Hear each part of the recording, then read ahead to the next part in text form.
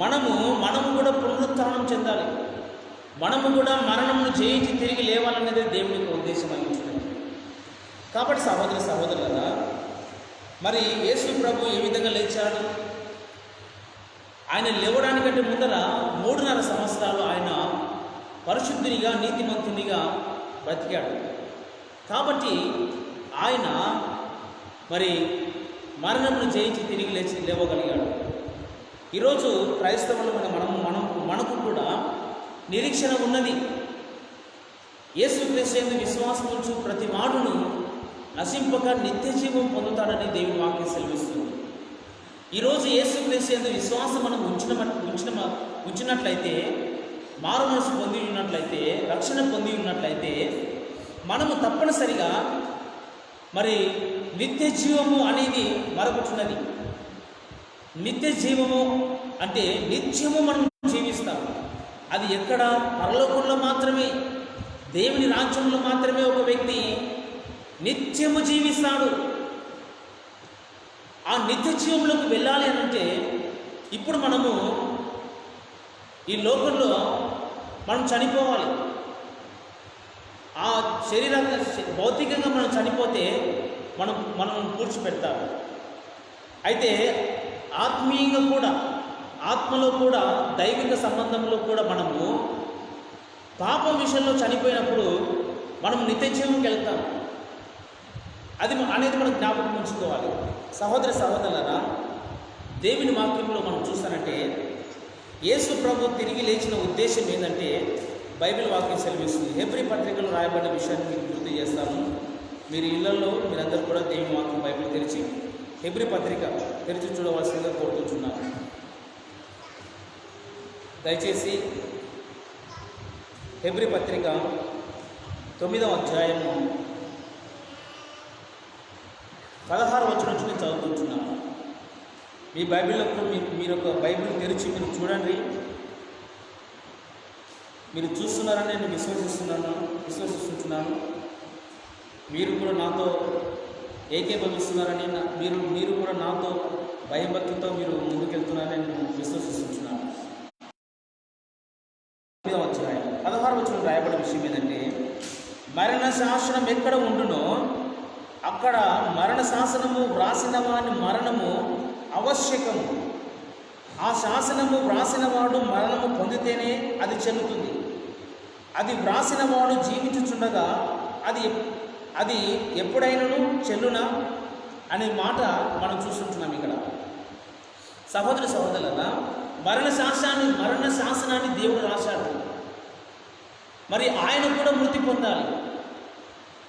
ఆయన కూడా మృతి పొందితేనే అది చెల్లుతుంది. అయితే మరణించి ఎందుకోసం మరణించాలి అని అంటే అక్కడిని రాయబడిన విషయం గుర్తు చేసుకుంటున్నాను. హెబ్రీ పత్రిక 9వ అధ్యాయం 15వ వచనం, ఈ హేతువు చేత మొదటి నిబంధన కాలంలో జరిగిన అపరాధము నుండి విమోచనము కలుగుటకై ఆయన మరణము పొందినందున పిలువబడిన వారు నిత్యమైన స్వాస్థ్యము కూర్చిన వాగ్దానం పొందు నిమిత్తం అని రాయబడుతుంది. చూడండి, యేసుక్రీస్తు ఆయన కూడా ఈ లోకానికి వచ్చి మరణించాడు. ఎందుకోసం మరణించాడు తెలుసా? ఆయన నిత్యమైన స్వాస్థ్యము, నిత్య జీవము మనకు ఇవ్వాలనేది దేవునికి ఉద్దేశమైంది. కాబట్టి మనము ఆయన వల్లే మరణించాలి, ఆయన వల్లే పునరుత్థానం చెంది నిత్య జీవంలో మనం కూడా ఉండాలనేదే దేవునికి ఉద్దేశమై ఉంటున్నది. కాబట్టి సహోదరులారా, యేసు ప్రభువు మరణించాడు. ఎందుకోసం మరణించాడు? మనకు నిత్యమైన స్వాస్థ్యం ఇవ్వడానికి మరణించాడు, పరలోక రాజ్యం ఇవ్వడానికి మరణించాడు. అయితే మరి యేసుక్రీస్తు యందు విశ్వాసం ఉంచి ఆయన యొక్క రక్తంలో కడగబడి ఆయనలో మృతి పొందిన వారైతే వారు కూడా యేసు ప్రభు వలె ఆరోహణం చెందుతారు. ఆరోహణము చెంది తండ్రి యుద్ధ యేసు ప్రభు ఈ సమయం ముందు మన కోసం విజ్ఞాపన ఎలా చేస్తున్నాడో మనము కూడా ఆరోహణము చెందుతాము. ఎప్పుడు? యేసయ్య వచ్చినప్పుడు. అందుకోసానికి దేవుడు మన ప్రభు అయిన యేసుక్రీస్తు మరణించాడు. మరణించి తిరిగి లేచిన ఉద్దేశం ఏంటంటే, నువ్వు నేను మరణించి తిరిగి ఆయన ఏ విధంగా అయితే లేచాడో మనము కూడా అదే విధంగా లేచి ఆయన ఏ విధంగా అయితే పరలోకంకి వెళ్ళాడో, తండ్రి యొక్క కుడిపార్శ్వంలో కూర్చున్నాడో, మనము కూడా అదే విధంగా ఆ పరలోక రాజ్యంలో కూర్చోవాలని మన ప్రభు అయిన యేసుక్రీస్తు యొక్క ఆశయం ఉన్నది. కాబట్టి ఆయన ఈ లోకం పాపముల నిమిత్తము లోకంలో ఉన్న మనుషులందరి కొరకు ఆయన మరణించాడు. పాపముల నిమిత్తము మరణించి మరణమును జయించి తిరిగి లేచి ఆరోహణమై పరలోక రాజ్యానికి వెళ్ళాడు. మనము కూడా ఏ విధంగా ఉండాలి అంటే యేసుక్రీస్తు వలె పాప విషయంలో మరణించాలి. యేసుక్రీస్తు వలె మనము విశ్వాసంతో మరణించాలి. ఆ తర్వాత మనము ఆరోహణము చెందుతాము. ఎప్పుడనగా యేసయ్య రాకడ వచ్చినప్పుడు. ఏ విధంగా అయితే యేసు ప్రభు పరలోక రాజ్యంలో నిత్య నివాసం చేస్తున్నాడు, మనం కూడా ఆ విధంగానే నిత్య నివాసం చేస్తున్నాం. అప్పుడు ఓ మరణమా నీ ముళ్ళెక్కడ, ఓ మరణమా నీ విజయం ఎక్కడ అని మనము చెప్పగలుగుతాము. సహోదరులారా, ఒక ప్రశ్న ఏందనగా, ఈరోజు నువ్వు చెప్పగలుగుతావా? మరణాన్ని నువ్వు శాసనం చేయగలుగుతావా? మరణాన్ని శాసించగలవా ఈరోజు నువ్వు? ఓ మరణమా నీవెక్కడా, ఓ మరణమా నీ ముళ్ళెక్కడ, నీ విజయం ఎక్కడ అని నీవు మరణాన్ని శాసించగలవా ఈరోజు నువ్వు? శాసించగలిగే వారే ఎవరు అంటే యేసుక్రీస్తు రక్తంలో కడగబడిన వారే మరణాన్ని శాసించగలరు. యేసుక్రీస్తు ఎందు విశ్వాసం ఉంచు ప్రతి వాడు నశింపగా నిత్య జీవం పొందుకుంటాడు. యేసుక్రీస్తు ఆయన ఎందు విశ్వాసం ఉంచువాడు ఎన్నటికీ చనిపోడు.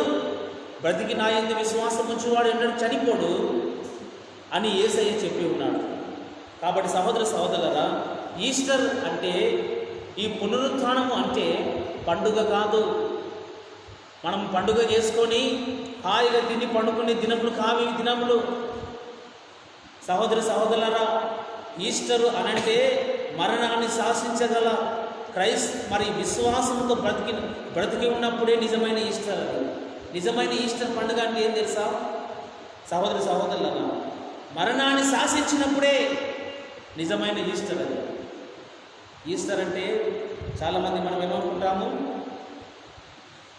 మనకు అందరికీ తొందరగా గుర్తుకొచ్చినవి హాయిగా తినాలి, ఏం చేసుకోవాలి, ఏం తినాలి, ఎటువంటి బట్టలు కట్టుకోవాలి, ఇవి తప్ప మనకు ధ్యాస ఇంకొకటి రావు. సహోదరులారా, క్రైస్తవంలో పండుగలు లేవు. కానీ సంతోషం కొరకు మనం చేసుకుంటున్నాం. కానీ దానిలో ఉన్న అర్థాలను మనం పక్కన పెడితే దానికి విలువ లేదు, దానికి అర్థం లేదని మనం గుర్తించాలి. సహోదరులారా, ఈరోజు మనం అందరం ఎలా ఉండాలి? మరణాన్ని, ఓ మరణమా నీ ముళ్ళెక్కడా, ఓ మరణమా నీ విజయం ఎక్కడా అని మనం చెప్పగలిగినప్పుడే మరి మనము కూడా మరి యేసుక్రీస్తు పునరుత్థానంలో పాలు పొందుకుంటామని మనం గుర్తించాలి. యేసుక్రీస్తు మరణాన్ని జయించిన ఉద్దేశం ఏంటంటే మనము కూడా మరణాన్ని జయించి తిరిగి లేవాలనేదే దేవునికి ఉద్దేశమై ఉంటున్నది. అయితే ఈ భూమి మీద మనుషులు ఎలా ఉన్నారు అనంటే మీకు తెలియజేస్తారు, వాక్యంలో రాయబడిన విషయాలు మీకు తెలియజేస్తారు. ఈ భూమి మీద క్రైస్తవులు కానీ క్రైస్తవేతరులు కానీ ఎలాగ జీవిస్తున్నారనంటే చూడండి, కొరింథీ పత్రికలో ఒక మాట మీకు తెలియజేస్తారు. కొరింథీ పత్రిక 15వ అధ్యాయం, మొదటి కొరింథీ పత్రిక 15వ అధ్యాయము 12వ వచనం నుంచి నేను చదువుతూ మీకు వినిపిస్తున్నాను. మీరందరూ కూడా శ్రద్ధ భయభక్తులతో దేవుని వాక్యం వినవలసిందని కోరుకుంటున్నాను. మొదటి కొరింథీ పత్రిక 15వ అధ్యాయము 12 నుంచి నేను చదువుతున్నాను. క్రీస్తు మృతులలో నుండి లేపబడి ఉన్నాడని ప్రకటింపబడుచుండగా మీలో కొందరు మృతుల పునరుత్థానం లేదని ఎట్లా చెప్పుచున్నారు? చాలామంది ఎలా ఉన్నారంట, మృతుల పునరుత్థానము లేదు, చచ్చినవాడు ఎక్కడ పోతాడో తెలియదు. అంతేగా మనిషి బ్రతుకున్నంత వరకే, మనిషి చచ్చినాక ఎక్కడికి వెళతాడో ఎవరికి తెలియదు అని భూమి మీద ఉన్న మనుషులందరూ కూడా దాదాపు 80% మంది, 80% ప్రజలు ఈ యొక్క ఆలోచన కలిగి ఉంటున్నారు. ఏ ఆలోచన? చచ్చిపోయిన తర్వాత ఒక మనిషి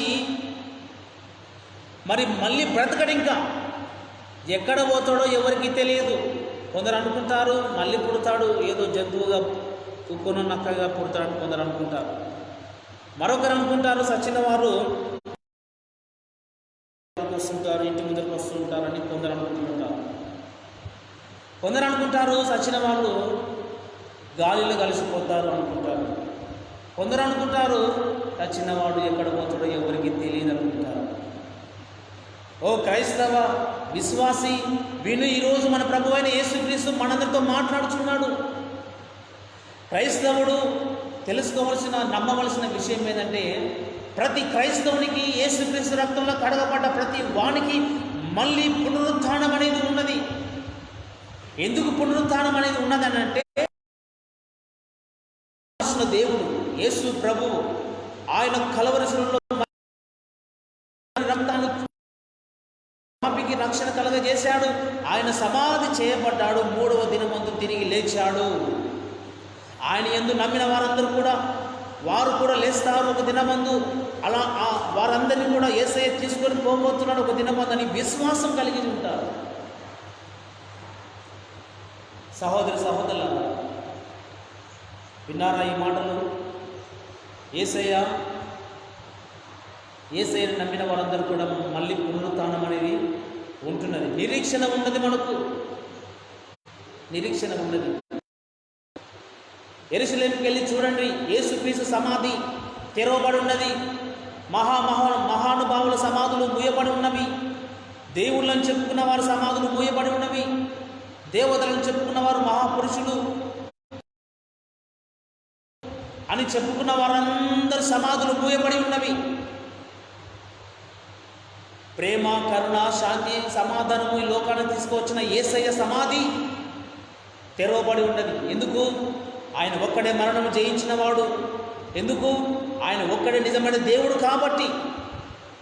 సహోదరి సహోదరులారా, క్రైస్తవ విశ్వాసము గాలికి చెదిరిపోయే పొట్టు లాంటిది కాదు. క్రైస్తవ విశ్వాసము చెరగని విశ్వాసము, నిరీక్షణ కలిగిన విశ్వాసము. యేసుక్రీస్తు మరణించి ఈ విధంగా లేచాడు, మేము కూడా ఒక దినమందు లేస్తామని నిరీక్షణ కలిగి క్రైస్తవ విశ్వాసం అనేది. ఓ సహోదరి, ఓ సహోదరుడా, ఓ యవనస్తుడా, దేవుని మాటలు విన్నావా? ఎప్పుడైనా నువ్వు రక్షణ పొందుకున్నావా? దేవుని భయంతో బ్రతుకుతున్నావా? లోకంతో పాటు కొట్టుకుపోయే ఒక వ్యక్తిగా జీవిస్తున్నావా? ఈ రోజులో దేవుని భయం లేక, దేవుని మీద విశ్వాసం లేక, మృతుల పునరుత్థానం లేదు, సచిన వాడు ఎక్కడ వెళ్తాడేమని భ్రమలో బ్రతుకుతున్నారు క్రైస్తవులు ఎంతోమంది. ఈరోజు యేసయ్య సేవకునిగా నేను చెప్పుచున్న మాట, ప్రతి క్రైస్తవునికి పునరుత్థానము, మరణించిన తర్వాత పునరుత్థానం ఉన్నది. ఆ పునరుత్థానం వచ్చినప్పుడు, మేఘారుడై వచ్చినప్పుడు ఆయన నమ్మిన వారందరూ, విశ్వాసం ఉంచిన వారందరూ పునరుత్థానం చెందుతారు. వారందరూ కూడా పరలోక రాజ్యంలో యేసయ్యతో పాటు యుగ యుగాలు ఉండబోతున్నారు. హల్లెలూయా! అందరూ చెప్పండి హల్లెలూయా. ఇంట్లో ఉన్న వాళ్ళు గట్టిగా చెప్పాలి హల్లెలూయా. సహోదరి సహోదరులారా, చూడండి, మరొక విషయాన్ని మీకు తెలియజేసుకుంటున్నాను. ఇక్కడ ఈ కొరింథీయులో ఉన్న సంఘస్థులు ఎలా ఉన్నారంటే, పునరుత్థానం లేదనుకుంటున్నారు.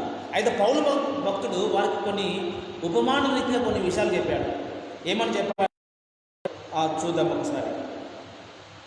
అపోస్తలుల కార్యం, అదే అపోస్తలుల కార్యం 15వ అధ్యాయము 35వ వచనం నుంచి నేను చదువుకుంటున్నాను. అయితే మృతులు ఎలాగూ లేస్తారు, వారు ఎట్టి శరీరంతో వత్తురని ఒకడు అడుగును. ఓ అవివేకి, నీవు విత్తినది సచ్చితే కానీ బతికింపబడదు కదా. నీవు విత్తు దానిని చూడగా అది గోధుమ గింజ అయినను సరే, మరి ఏ గింజ అయినను సరే, వట్టి గింజనే విత్తుచున్నావు కానీ పుట్టబో శరీరమును విత్తుట లేదు. ఇక్కడ మనం చూసినట్లయితే సహోదరి సహోదరులారా, భూమి మీద మనము విత్తనాలు చల్లుతాం. భూమి మీద మనము విత్తనాలు చల్లుతాం. ఆ విత్తనాలు మనము చల్లినప్పుడు ఆ విత్తనాలు భూమిలో పడి 1-2 రోజులకు మొలకెత్తుతాయి. మొలకెత్తి కొన్ని రోజులకు మహావృక్షంగా మారిపోతాయి.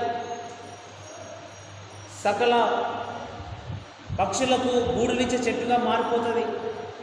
సకల మనుషులకు ఆహారం ఇచ్చే చెట్టుగా మహావృక్షంగా మారిపోతుంది. మర్రి చెట్టు చూడండి, మర్రి చెట్టు మహా గొప్ప వృక్షంగా మనకు కనిపిస్తుంది. దాని విత్తనం ఎంత ఉంటుంది? కొంచెమే కొంచెమే ఉంటుంది. మనం విత్తనాన్ని విత్తుతున్నామా? భూమిలో చెట్టును విత్తుతున్నామా? విత్తనాన్ని విత్తుతున్నాం, చెట్టును మనం విత్తము. చెట్టు అనేది మరి పెరిగిన తర్వాతనే అది పెరిగి చెట్టుగా మారుతుంది. అలాగనే మనం అందరం కూడా పాప విషయమై చనిపోయి క్రీస్తు యందు విశ్వాసంలో మృతి చెందిన వారమైతే మనము కూడా ఆ విత్తనము చనిపోయిన తర్వాత మొక్క ఏ విధంగా అయితే ఎదుగుతున్నదో మనము కూడా పునరుత్థానము చెందుతాము. ఒక దినము మనము కూడా పాప విషయమై చనిపోయిన వారై క్రీస్తులో మనం బాధ పెట్టబడ వారమైతే మనము ఎలా అవుతాము? మనము పునరుత్థానము చెందుతాము, లేపబడతాము ఒక దినము. అందరూ లేపబడరు సహోదరులారా. చచ్చిపోయిన ప్రతి ఒక్కరూ యేసయ్య రాకుండా ఎత్తబడరు. వాళ్ళు ఎవరైనా సరే క్రీస్తునందు విశ్వాసం ఉంచిన వారు మాత్రమే ఎత్తబడతారు. అయితే మొదట ఎత్తబడాలి, లేకపోతే పునరుత్థానం చెందాలి. నేను కూడా మరణించిన తర్వాత యేసు క్రీస్తు వాళ్ళే పునరుత్థానం చెందాలి ఆశ కనుక ఉంటే మొదట మనము ఏం కావాలి? చనిపోవాలి. విత్తనము పాతి పెట్టబడాలి. విత్తనాన్ని చేతిలో పట్టుకొని నువ్వు ఆ మొలకెత్తు, ఫలించు, పంట నువ్వు ఎదుగు అని మనం అనగలుగుతామా? చేతిలో పెట్టుకొని మన విత్తనాలు మనం మొలకెత్తించగలుగుతామా? చేయలేము. అది భూమిలో పాతి పెట్టవలసింది ఖచ్చితంగా. మనము కూడా సహోదరులారా, మహా పునరుత్థానం అనేది ఒకటి ఉన్నది మనకు. యేసు క్రీస్తు ఆయన మేఘారుడే వచ్చినప్పుడు మహా పునరుత్థానము మనం చూడబోతున్నాము.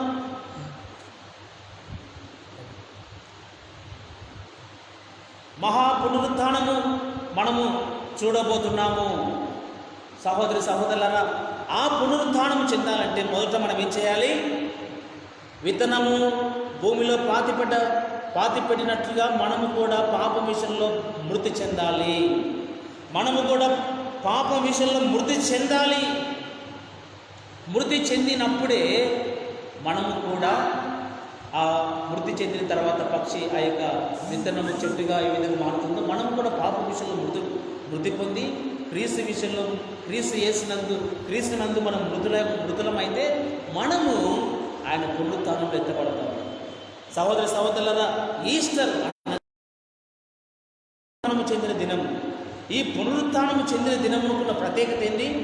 యేసుక్రీస్తు మనకు అందరికీ కూడా తెలియజేస్తున్నాడు. ఏమని తెలియజేస్తున్నాడంటే, నేను మరణించి 3వ దినమందు లేచాను, మీరు కూడా లేవాలి, మీరు కూడా నాతో కూడా లేవాలి అని యేసయ్య మనకు మాదిరి చూపిస్తున్నాడు. మనం గ్రహించాలి. క్రైస్తవ జీవితం విశ్వాసం లేని, నిరీక్షణ లేని జీవితం కాదని ఓ యవనస్తుడు, ఓ సహోదరుని గ్రహించాలి. అయితే ఇక రాయబడే విషయం ఏదంటే, మరొక విషయం మీకు తెలియజేస్తున్నాను. మనము మృతి చెందాలి. ఏ విషయంలో మృతి చెందాలి? పాప విషయంలో మృతి చెందాలి. పాప విషయంలో మృతి చెందినప్పుడే మనము మరి క్రీస్తునందు మృతి చెందిన వారమైతే పరలోక రాజ్యంలో మనము మరి యేసుక్రీస్తు ఏ విధంగా అయితే 3వ దినమందు లేచాడో మనం కూడా అదే విధంగా లేస్తామని మనం గుర్తించాలి. అటువంటి మరణమును జయించిన జీవితము ప్రతి సహోదరులారా, మీ విశ్వాసము ఈ లోకము ఉన్నంత వరకే ఉండడానికి వీల్లేదు. కొందరు అనుకుంటారు, ఏమనుకుంటారు? ఈ జీవితకాలం మట్టుకు విశ్వాసం ఉంచి ఇంకా మనం చనిపోయిన తర్వాత పరలోకం పోమో అంత దేవుని చిత్తం అనుకుంటూ ఉంటారు చాలామంది. అది కూడా అవిశ్వాసమే. దేవుని వాక్యం సెలవిస్తుంది 19వ వచనంలో ఏమని రాయబడిందో చూడండి. ఈ జీవితకాలం మట్టుకే మనము క్రీస్తునందు నిరీక్షించిన వారమై ఎడల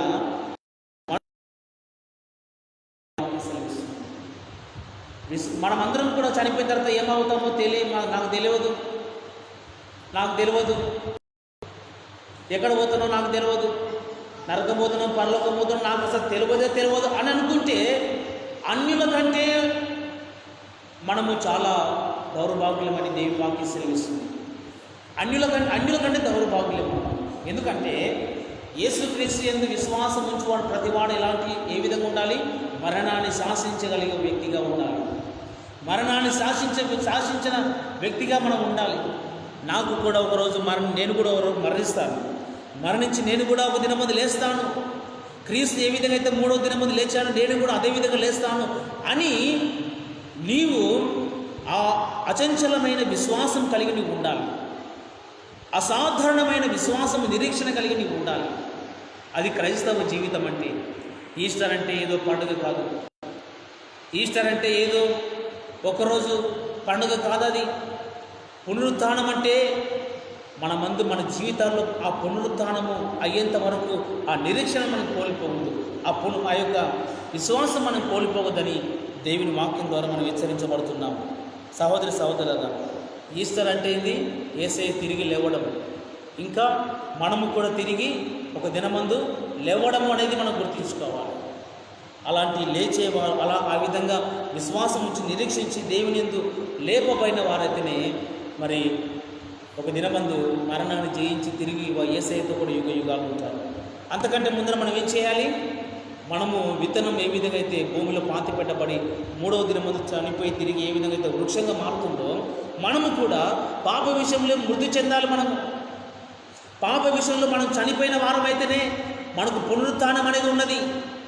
పాపములో మనం చనిపోకుండా, పాప విషయంలో మృతి చెందకుండా, నీ జీవితం సజీవ సాక్షిగా దేవునికి సాక్షి సమర్పించుకోకుండా ఉంటే పునరుత్థానము నీకు లేదు. పునరుత్థానము నీకు లేదు. ఆ యొక్క పునరుత్థానంలో ఎవరు పాలు పంచుకుంటారు? పాప విషయంలో మరణించిన వాడు. నాకు కూడా ఒక నిరీక్షణ ఉంది, నేను ఒక దినమందు లేపబడతాను అని అనుకునే వాళ్ళు ఒక దినమందు వారందరూ కూడా పునరుత్థానం చెందుతారు. ఆ పునరుత్థానము చెందిన తర్వాత వారందరూ కూడా యేసయ్యతో యుగ యుగాలు కూడా ఉండబోతున్నారు. కాబట్టి సహోదరి సహోదరులారా, ఈ యొక్క ఈస్టర్ను ఆచారపూర్వకంగా మనం ఎన్నడూ కూడా చేసుకోవద్దని దేవుని వాక్యం ద్వారా మనం తెలియజేస్తున్నది. ఎప్పుడైతే మన పాప విషయంలో చనిపోతామో అప్పుడు మనము, ఓ మరణమా నీ యొక్క ముల్లెక్కడ, నీ విజయం ఎక్కడ అని మనము శాసించగలము మరణాన్ని. అది నిజమైన క్రైస్తవ జీవితం, అది నిజమైన విశ్వాస జీవితం, అది నిరీక్షణతో కూడిన గొప్ప జీవితం అని మనం గుర్తించాలి. సహోదరి సహోదరులారా, దేశంలో రాసిన పత్రికలో పౌలు అంటాడు, మీరు నిరీక్షణ లేని ఇతరుల వలె దుఃఖము చెందుకున్న నిమిత్తము నిద్రించుచున్న వారి గురించి మీకు తెలియకుండా నాకు ఇష్టం లేదు. యేసు మృతి పొంది తిరిగి లేచినని మనము నమ్మిన ఎడల అదే ప్రకారంగా యేసునందు నిద్రించిన వారిని దేవుడు ఆయనతో కూడా వెంట పెట్టుకొని వచ్చునని దేవుని వాక్యం ద్వారా మనం తెలుసుకుంటున్నాం. కాబట్టి సహోదర సహోదరులారా, యేసు మృతి పొంది లేచాడని ఎంతమంది నమ్ముతున్నారు? ఎంతమంది నమ్ముతున్నారు? హల్లెలూయా, హల్లెలూయా. నమ్మాలి. అదే ప్రకారంగా నేను పునరుత్థానం కూడా చెందుతానని నమ్మాలి. నేను యేసునందు యేసు మృతి పొంది తిరిగి లేచాడని నమ్ముతున్నాను. నన్ను యేసయ్య ఆయనతో నేను ఆరోహణము నొంది, ఆయన రాకడలో ఆరోహణము పొంది యేసయ్యతో నేను ఉంటానని నిరీక్షణ కలిగిన వారే నిజమైన విశ్వాస వీరులని మనం గుర్తించాలి. కాబట్టి సహోదరి సహోదరులారా, మనమందరం సంపూర్ణంగా నమ్మాలి దేవుని. నీ దేవుడని యెహోవాను పూర్ణ మనసుతో, పూర్ణ హృదయంతో, పూర్ణ బలముతో నీవు ఆయనను సేవించాలని దేవుని వాక్యం సెలవిస్తుంది. ఆచారపూర్వకంగా దేవుని సేవించడం కాదు. ఆచార భక్తి మనం చేయవలసిన విధము లేదు. క్రైస్తవ్యంలో ఆచారం లేనే లేదు. అంతయు కూడా ఆచరణనే ఉంటుంది. కాబట్టి సహోదరి సహోదరులు, వ్యర్థమైన వేషధారణ జీవితాన్ని మానుకుందాం. నామకార్థ క్రైస్తవ జీవితాన్ని విడిచిపెడదాం. దేవుని ప్రేమిస్తున్నాను చెప్పుకొనిచున్నాయి మనం అన్యుల ఆచారాలు, లేకపోతే ఇంకా ఎన్నో మనం చేసిన వారమైతే నీకు విశ్వాసం లేదని గుర్తించు. నీవు మృదుల పునరుత్థానంలో నీకు భాగం లేదని గుర్తించు. మృదుల పునరుత్థానం అనేది ఒకటి ఉన్నది. ఆ మృదుల పునరుత్థానము చెందేది ఎప్పుడనంటే, మొదట మనం పాప విషయంలో చనిపోవాలి. రెండవది యేసు ప్రభు తిరిగి లేచాడని నమ్మాలి, విశ్వసించాలి, సంపూర్ణంగా మన జీవితాలను ఆయన సమర్పించాలి. అప్పుడు నీకు పునరుత్థానం ఉంటుంది. నువ్వు కూడా పునరుత్థానం చెందుతావు. యేసుక్రీస్తు వలె మూడవ దినం ముందు లేస్తావు. లేచి ఆయన వచ్చినప్పుడు ఆయన దగ్గరికి నువ్వు వెళుతావు. యుగ యుగాలు కూడా యేసయ్యతో మనం ఉండబోతున్నాము. కాబట్టి మనమందరం కూడా పాప విషయంలో చనిపోయి మన జీవితంలో సంపూర్ణంగా విశ్వాసం ఉంచి మృతుల పునరుత్థానం కూడా ఒకటి ఉన్నది. ఆ పునరుత్థానంలో భక్తులందరూ పునరుత్థానం చెందినప్పుడు నేను కూడా పునరుత్థానం చెందుతాను అని విశ్వాసంతో నిరీక్షణతో మనం బ్రతకాలి. యేసయ్య రాబోతున్నాడు, ఆయన వస్తాడు, వచ్చి నన్ను తీసుకొని వెళతాడు. ఓ మరణమా నీ ముళ్ళెక్కడ, ఓ మరణమా నీ విజయం ఎక్కడ అని నేను కూడా మరణాన్ని శాసిస్తాను. ఈరోజు నేను మృతి పొందితే నేను యేసయ్య దగ్గరికి వెళ్ళిపోతాననే నిరీక్షణ ఈరోజు నీకు ఉండకపోతే నీ జీవితం, నీ విశ్వాసం వ్యర్థమని నీకు గుర్తించాలని దేవుని వాక్యం ద్వారా మనం హెచ్చరించబడుతున్నాము. కాబట్టి సహోదరులారా, మరి ఈ యొక్క ఈస్టర్ రోజున యేసుక్రీస్తు ఏ విధంగా మృతి పొంది తిరిగి లేచాడు, నువ్వు కూడా మృతి పొంది తిరిగి లేవాలనుకుంటే మొదట నువ్వు పాప విషయంలో చనిపోవాలి. రెండవది, ఆయన నాకు కూడా మృతుల పునరుత్థానం ఉందని నమ్మాలి. యేసుక్రీస్తు కూడా మృతి పొంది తిరిగి లేచాడని నువ్వు నమ్మాలి. నమ్మిన తర్వాత నీవు నిరీక్షణ కలిగి జీవించిన వ్యక్తివైతే నీకు కూడా మృతుల పునరుత్థానం ఉంటుంది. ఆ పునరుత్థానంలో నీవు భక్తుల పునరుత్థానము చెందుతావు. యేసుక్రీస్తుతో నీవు యుగ యుగాలు కూడా ఉంటావు. కాబట్టి అటువంటి మరణము శాసించగలిగిన విశ్వాసము, మరణము శాసించగలిగిన నిరీక్షణ జీవితం నువ్వు జీవించవలసిందిగా ప్రేమతో దేవుని వాక్యం ద్వారా మనము తెలుసుకుంటున్నాం. కాబట్టి సహోదరులారా, మన భౌతిక శరీరానికి ఏ విధంగా అయితే శరీరం ఉన్నదో ఆత్మకు కూడా శరీరం ఉన్నదని మనం గుర్తించాలి. భౌతిక శరీరానికి శరీరం ఉన్నది, ఆత్మకు కూడా ఆత్మ శరీరం ఉన్నది. భౌతికంగా మనం మరణిస్తే మనం ఈ లోకంలో పాతి పెట్టబడతాము, సమాధి చేయబడతాము. అందరితో అయ్యా వెళ్ళిపోతుంది మన జీవితం. ఇంకా మనిషి కనబడడు. ఇంకా ఆత్మకు కూడా ఒక శరీరం ఉంటుంది. ఆ శరీరముతోనే మనము యేసయ్యతో ఉంటాము. లేదంటే మరి కేవలము ఆత్మతోనే నువ్వు మారు మనసు లేక పాప క్షమాపణ లేక నువ్వు మరణిస్తే మరి యుగ యుగాలు ఉండే నరకంలో నీ ఆత్మ నలిగిపోవాల్సి వస్తుంది. అక్కడ నువ్వు యుగ యుగాలు కూడా కాలిపోవాల్సి వస్తుంది. దేని వాక్యం సెలవిస్తుంది, ఆత్మ సంబంధమైన శరీరం కూడా ఉన్నదని వాక్యం సెలవిస్తుంది. కాబట్టి ఆత్మ సంబంధమైన శరీరం నువ్వు ధరించుకోవాలనుకుంటే, ఆత్మ సంబంధమైన శరీరం చేత నువ్వు పరలోక రాజ్యంలో ఉండాలనుకుంటే ఇక్కడ మనం చేయవలసింది ఒకే ఒకటి, పాపం విషయంలో నువ్వు మరణించాలి, మృతుల పునరుత్థానం ఉందని నమ్మాలి. రెండవది, మరి యేసయ్య వచ్చినప్పుడు నేను కూడా ఎత్తపడతాను నిరీక్షణ నీకు ఉండాలి. అలాంటి నిరీక్షణ కలిగి ఉన్నట్లయితే తప్పనిసరిగా నీకు మృతుల పునరుత్థానం అనేది ఉంటున్నది అని నువ్వు గుర్తించి దేవుని కొరకు సజీవ సాక్షిగా సజీవ విశ్వాసంతో నువ్వు బ్రతకవలసిందిగా ప్రేమతో మీకు తెలియజేస్తున్నాను. సహోదరులారా, మరి మనమందరం కూడా మన ప్రభు అయిన యేసుక్రీస్తు ఆయన యందు విశ్వాసం ఉంచి నిరీక్షణ గలవారమై ఆయన మరణించి ఏ విధంగా తిరిగి లేచాడు, ఈరోజు ఆయన సమాధి ఏ విధంగా అయితే ఖాళీగా ఉన్నదో, మన మరణించిన తర్వాత ఆయన వచ్చిన తర్వాత మన సమాధులు కూడా ఖాళీగా ఉండిపోతాయి. మనం యేసయ్యతో ఎత్తబడతాం. కాబట్టి ఈ ఈస్టర్ పండుగ అనగా మనము కూడా మృతి పొందిన తర్వాత పునరుత్థానం కావాలని ఆ యొక్క విశ్వాసంతో మరి జీవించవలసిందిగా ప్రేమతో మీకు మనవి చేసుకుంటున్నాం. చిన్న ప్రార్థన చేసుకుందాం. ప్రార్థన చేసుకున్న తర్వాత మనం ముందున కార్యక్రమానికి వెళ్దాం. పాస్టర్ గారు ప్రార్థన చేస్తాం.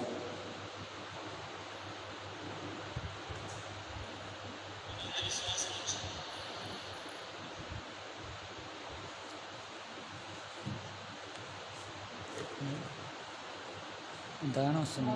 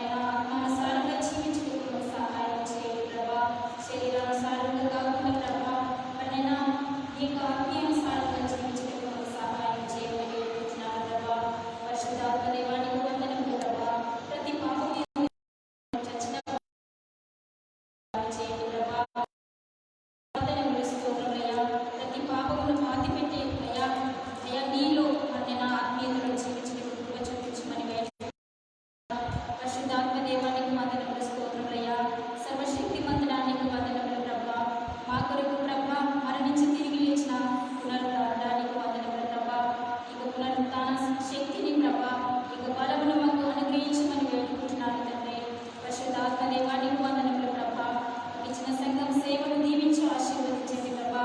ఆ సంఘ సేవ పరిచర్యను దీవించి ఆశీర్వదించండి నైనా. అభివృద్ధి పరచండి ప్రభా. సంఘం సేవలో ఉంటున్న ప్రభా ప్రతి ఆర్థిక అవసరం తీర్చమని వేడుకుంటున్నాను తండ్రి. అయా నీ నూతనమైన వనరులను పుట్టించమని వేడుకుంటున్నాను ప్రభా. కృపగల యేసయ్యా నీకు వందనములు ప్రభా. సంఘం సేవకు చెందిన ప్రతి కుటుంబాన్ని ప్రతి బిడ్డను దీవించి ఆశీర్వదించండి ప్రభా. ఎంతమంది అయితే ప్రభా అనారోగ్యంతో ఉంటున్నారు ప్రభా, ఇప్పుడు నైనా మీరు దర్శించండి ప్రభా. ఈ గాయపడిన హస్తములతో ప్రభా మీరు తాకుమని వేడుకుంటున్నాను ప్రభా. సంపూర్ణమైన స్వస్థతను అయ్యా యేసునామంలో వారికి కలుగునట్లు కృప చూపించండి రాజా. పరిశుద్ధాత్మ దేవానికి వందనాలు స్తోత్రములయ్యా. జీవానికి అధిపతి మహోన్నతుడా పరిశుద్ధాత్మ దేవానికి వందనములు ప్రభా. ఏ అపాయము నుండి గుడారమును సమీపించదని అయ్యా ఆ యొక్క వాగ్దానం మేము స్వతంత్రించుకుంటున్నాము ప్రభా. అవును ప్రభా, మన్నైనా ఆ యొక్క వాగ్దానాన్ని అయ్యా నేను నా కుటుంబములు ప్రభా, మా సంఘం సేవకు చెందిన ప్రతి కుటుంబములు ప్రభా అయ్యా మన్నైనా యేసయ్యా నమ్ముచున్నాము తండ్రి. నమ్ముట నీ వల్లైతే నమ్మువానికి సమస్తము సాధ్యమని ఉన్నావు ప్రభా. మన్నైనా అవిశ్వాసం మాలో లేకుండా విశ్వాసమును మాలో అనుగ్రహించమని వేడుకుంటున్నాను తండ్రి. పరిశుద్ధాత్మ దేవానికి వందనములు స్తోత్రములు ప్రభా. అయ్యా మా దేశంలో మా రాష్ట్రంలో ప్రభా, మా పట్టణంలో మా గ్రామాలలో ఉంటున్న పరిస్థితులను బట్టి నీకు వందనాలు ప్రభా. అవును ప్రభా, మన్నైనా కరోనా వైరస్ బారిన పడకుండా ప్రభా అయ్యా మన్నైనా మీరు ఇచ్చిన విధానాన్ని బట్టి నీకు వందనములు ప్రభా. అయ్యా కరోనా వైరస్ బాధతో ప్రభా మన్నైనా బాధపడుచున్న ప్రతి బిడ్డ కొరకు ప్రార్థిస్తున్నాను ప్రభా. అట్టి వారిని ప్రభా నీ చేతులెత్తి అయ్యా మీరు స్వస్థపరచమని వేడుకుంటున్నాను తండ్రి. అయ్యా మా దేశాన్ని మా రాష్ట్రాన్ని ప్రభా మా పట్టణాన్ని మా గ్రామాలను మీరు దర్శించండి ప్రభా. మీరు కాపాడమని వేడుకుంటున్నాను ప్రభా. అవును ప్రభా, మరణాన్ని తప్పించేవాడు ప్రభా, మరణాన్ని కొట్టివేసేవాడు నైనా యేసయ్యా నీకు వందనములు ప్రభా. అయ్యా మేము చేసిన ప్రతి అపరాధముకై ప్రభా, మేము చేసిన ప్రతి అన్యాయముకై ప్రభా మన్నైనా యేసయ్యా మీకు ఆజ్ఞ లేనిది ప్రభా మన్నైనా తల వెంట్రుక కూడా రాలదని సెలవిచ్చినావు ప్రభా. అవును ప్రభా, నీ చిత్తమైతే ప్రభా ఇక కరోనా వైరస్నునయ్యా మీరు అయ్యా ఇంక కరోనా వైరస్ను పూర్తిగా ప్రభా లయపరచమని వేడుకుంటున్నాను తండ్రి. పరిశుద్ధాత్మ దేవానికి వందనాలు స్తోత్రములయ్యా. సర్వశక్తి మంతడానికి వందనములు ప్రభా. మా దేశ నాయకులను ప్రభా అధికారులను ప్రభా మీరు అయ్యా నీ కృపలో భద్రపరచమని వేడుకుంటున్నాను ప్రభా. యేసయ్యా నీకు వందనాలు చెల్లిస్తున్నాను ప్రభా. ప్రతి ఒక్కరికి అయ్యా మన్నైనా బలమైన కాపుదల సంరక్షణ దయచేయండి ప్రభా. అయ్యా నిన్ను నమ్ముకుని ప్రభా నిన్ను వెంబడించే బిడ్డగా ప్రభా ప్రతి బిడ్డను తీర్చిదిద్దుమని వేడుకుంటున్నాను ప్రభా. యేసయ్యా నీకు వందనాలు చెల్లించుకుంటున్నాను ప్రభా. నిత్యము నిన్ను పోలి నడుచుకుని అయ్యా నీ కృపను మా అందరికీ నీ సహాయం చేయమని ప్రభా. నీ యొక్క మాటల యందు ప్రభా మేము భయభక్తులు కలిగి జీవించటకు అయ్యా మాకు నేర్పించమని ఈ మనవులన్నింటినీ నజరేయుడగు యేసుక్రీస్తు అతి శ్రేష్టమైన నామంలో అడుగుచున్నాను తండ్రి. ఆమేన్.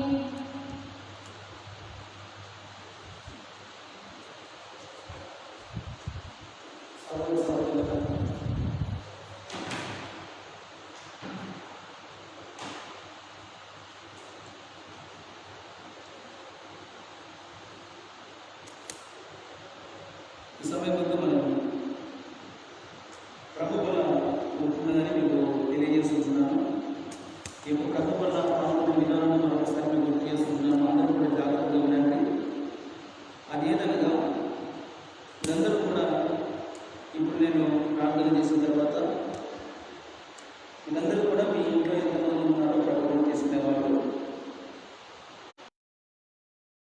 మాత్రమే ఇంటికి ఒకరు మాత్రమే రావాలి.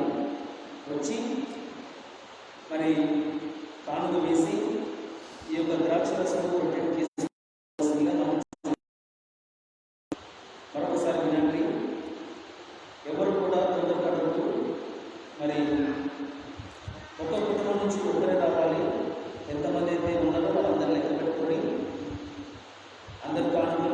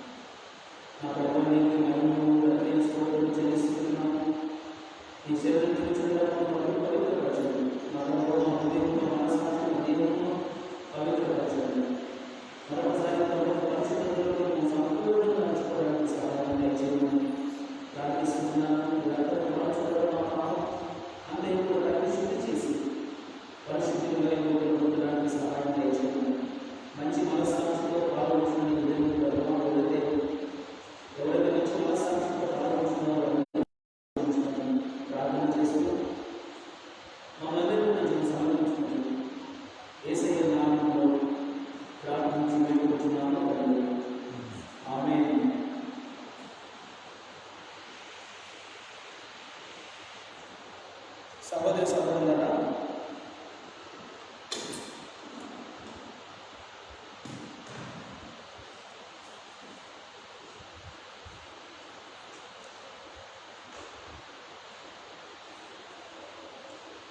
నేను మీకు అప్పగింపబడిన నా రాత్రి ఆయన ఒక రొట్టెనెత్తుకొని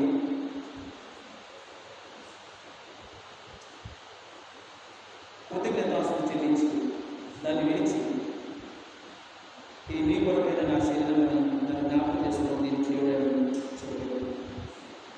సహోదరి సహోదరులారా, మరి సమయంలో కుటుంబానికి ఒక్కరు మాత్రమే ఒకేసారి కానుక తీసుకుని వచ్చి కానుక వేసి ద్రాక్షరసము దేవుని రక్తము దేవుని శరీరం తీసుకుని నేను మీకు మనవి చేస్తున్నాను. దయచేసి వచ్చిన వారు వచ్చినట్టు త్వరగా వెళ్ళిపోవాలి. ఇక్కడ ఏమాత్రం ఉండడానికి వీల్లేదు. ప్రభు శరీరం తీసుకొని ప్రభు యొక్క రక్తం తీసుకొని మీరు గృహాలకు వెళ్ళవలసిందే కోరుకుంటున్నాను.